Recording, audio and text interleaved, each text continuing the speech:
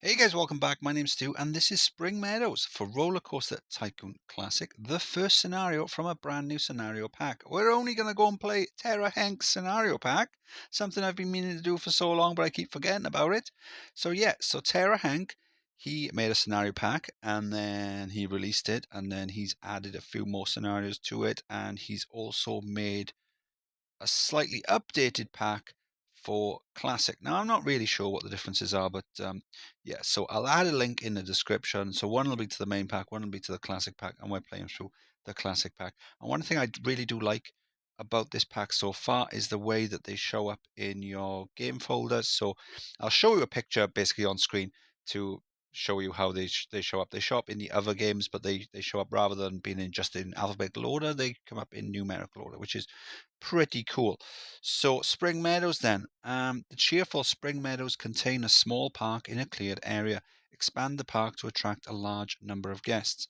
Your objective to have at least 900 guests in your park at the end of October. Your 3 of a park rating of at least 600. So can we expand the park? Okay, not the land, but it just means what we've actually got. Right, so we've got these motorcycle things. Probably the worst ride in the game. A chess set. Yeah, I think we'll be putting that into storage. Um, we've got some boats. If we keep that, we'll put a track on it. And one we don't see very often, a swinging cars. Okay, so that's not what they're called, is it? What are they called? What are they called? I can never remember what these are called. Mini suspended coaster. That's right. Usually it shows up. Weird. Okay, so yeah. Oh, we're charging for rides. So we're going to put the prices up. We're probably going to. I'm going to get rid of the monorail cyclist. I'm probably going to get rid of this.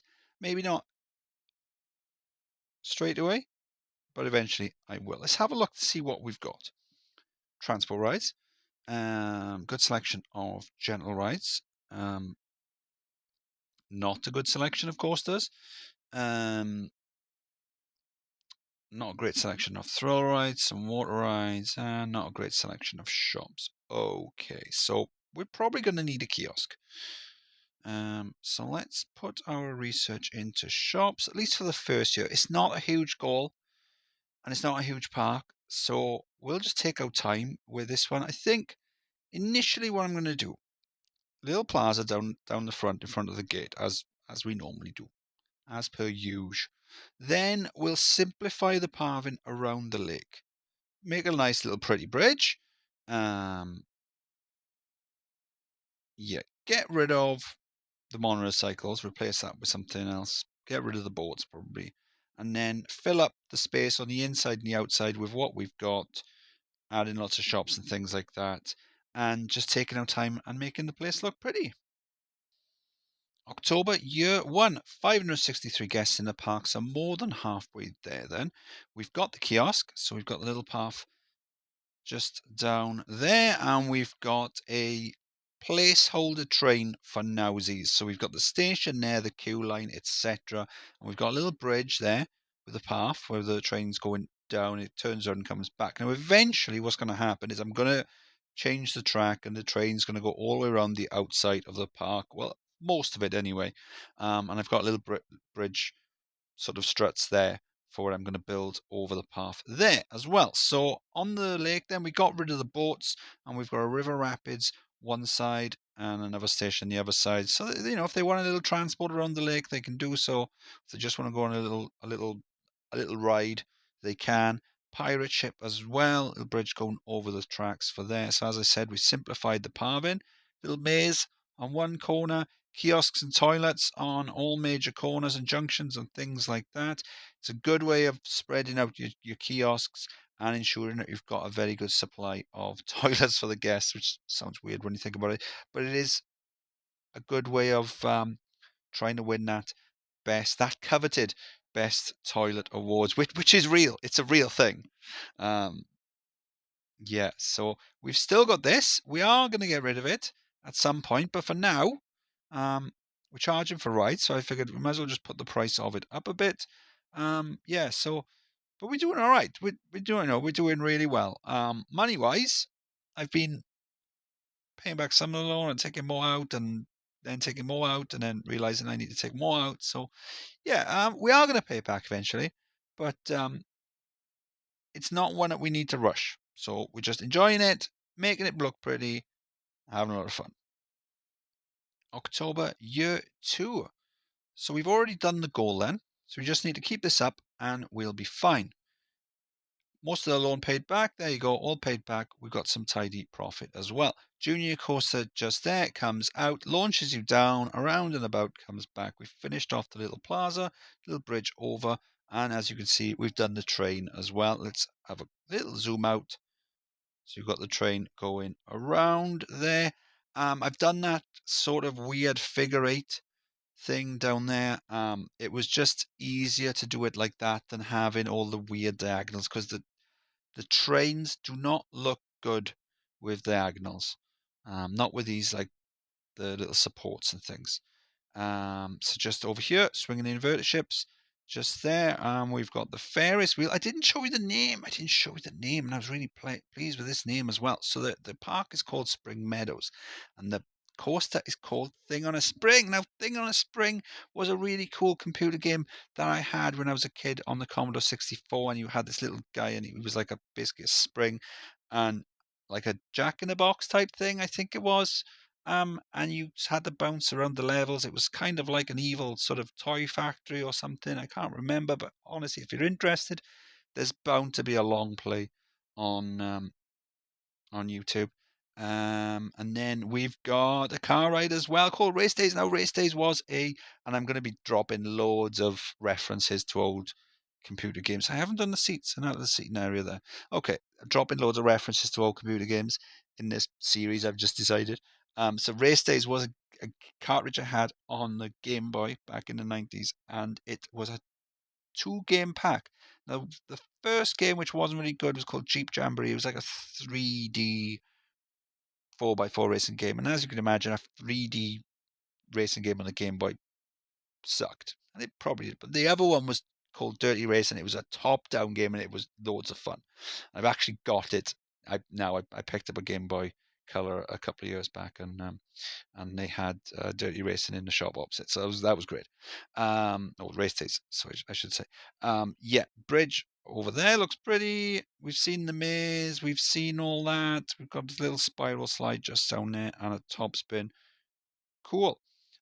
Okay, so we finished unlocking the shops at the end of last year. I forgot to tell you about this. I wasn't keeping a secret. I just forgot to tell you. So we finished unlocking the shops, and then it unlocked a wooden coaster.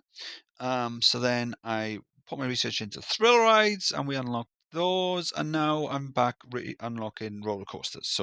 So far, we've got a looping coaster and a wooden coaster. I figure the wooden coaster would be cool down in this area, just down there, and then maybe the looping coaster in this area here. But who knows? By the time we've built that wooden coaster, we might have something more interesting unlocked. Don't know why that's broken down. I need to spam some stuff since we've got so much cash. But yeah, we've already done the goal. The place is looking pretty tidy. I also remember I've got that chess set in storage. Maybe we can bring that out. But yeah, let's have a blast in the last year. September year 3. Don't normally do September, but there's a reason for it. So we've got the wooden coaster just over here. We've got a dodgems just down there. I'm going to fly by this because there's something else I want to show you. And then we've got a corkscrew just over there. And I brought that chess set out, and I put it down like that, mainly because I was going to put a picture on Anarchy Chess or one of the other Reddits or something. I don't know. But yeah, just for that, we put down some mushrooms and stuff on that. But yeah, I think since we've got over a month to go then, or almost 2 months to go, and we've got so much cash now that I've remembered to put the price of the coasters up because I just left them on the default. So I think what I'll do is I'll save it, export it, load it up on OpenRCT2 so that I can use the tree spamming tool, chuck down a load of trees, maybe paint the grass. Like that effect over here. It's just easier to do it on there, it's quicker, and then bring it back, and then yeah. So yeah, so all I'm going to do is just spam some trees, and then we'll be back. October, year 3. So yeah, I said I was going to spam some trees, and guess what? I've gone and blooming well done. Spam some trees. So I just need to make sure I haven't got them, like sometimes they go underneath the supports and it's really annoying. But it looks all right, and sometimes you get bushes. Oh yeah, you get bushes on the... And why does it keep doing that? I turn that off and it keeps showing. I can't do that. I can't get rid of those bushes because they've... I'm out of cash. Yes, I spent it all on landscaping and stuff. Look at all that. Yeah, so just shows I haven't been cheating. I got bushes on the chess set. That's the problem with the spamming tool. It's a bit indiscriminate like that. But I've filled up all the other spaces with them. I still haven't done the seating areas. Yes, so what did we do then? Let's have a quick synopsis of what we did. So we came in then, we had this awful monorail cycles ride, and we had this suspended thingy ride just up there. We got rid of those. I put the train station down with a simple loop for now. And I was going to expand on it in future, which I have done. And then we simplified the pathing around the lake. We added these river rafts just there, added some rides all around the outside as well. And then we built the junior coaster just down there. Have I set it? I was thinking about it. No, I haven't. I was going to set it to 2 laps. There you go. We're charging £5 for that now. Some of the flat rides, which weren't very popular, like the Spiral Slide, I've put down to free. The Twist, I think, yeah, free. The Ferris wheel as well, and the maze. Some of them have reduced the prices down. The coasters I've been charging £10 a go on to get some extra cash. Now we've got the extra cash. Doing what we can do, what we dream of doing. Deleting problems that we created ourselves. Yeah, I think the park looks amazing, to be honest. It's nice to have an easy goal where we can focus on the actual looks of the park rather than being constantly building. So yeah, but obviously we want there to be some challenging scenarios. Just it is nice every now and then that it gives us a scenario that we can just chill out on. And this, honest, I know obviously I'm biased, but I think this park's turned out really well. Didn't show you in depth the corkscrew. Yeah, it just launches out, does a few corkscrews, and then comes back to the station. It's called Screwdriver. Cool. And I haven't shown you the wooden coaster, obviously. It's called Sprung because Spring Meadows, and this one's Sprung. So it comes out, goes up, drops down. So what I like is that I imagine if you will, you're a park guest over here, and you look over here, and then you can see the train going up. That's pretty cool. But then rather than it dropping down out of sight, I wanted to turn around and drop down so that the people, imagine if you will, you're a park guest over here. You can then see it dropping down. I don't know why I started doing that. I'll stop. And then it comes down, goes around the station and stuff, and interacts with the train ride. Yeah, I think it looks really cool. Everything about this park. I like everything about this park. It just shows what you can do when you've got the time to focus on the little details and things like that. Yeah. So yeah, this was really fun. This was the first of Tara Hanks' scenario pack, and if they're all like this, then we're gonna have a blast. I've still got a couple of the Blazing Empire HD's first scenario pack scenarios to do. There's a couple that are bugged, and I'm not gonna try and fix them. I just want to crack on with this one. I'm gonna finish off the ones I haven't done, but I'm working on those in the background. They're just going to take a bit longer to make because there's no time limit on them, and I can just focus on scenery and stuff and make them looking pretty. Because if there's one thing I should have done in previous scenario packs is not take my time on them and just blast through them or get rid of them. You know, if I'm not enjoying them, because if I'm not enjoying them, then how are you guys going to enjoy the videos if I'm not enjoying playing the scenarios, you know? So yeah, this was Spring Meadows, and it was great. I'm going to put a link in the description to the scenario packs. Download them, have as much fun as I've done. If you enjoyed the video, please like and subscribe, and I'll see you next time. Bye!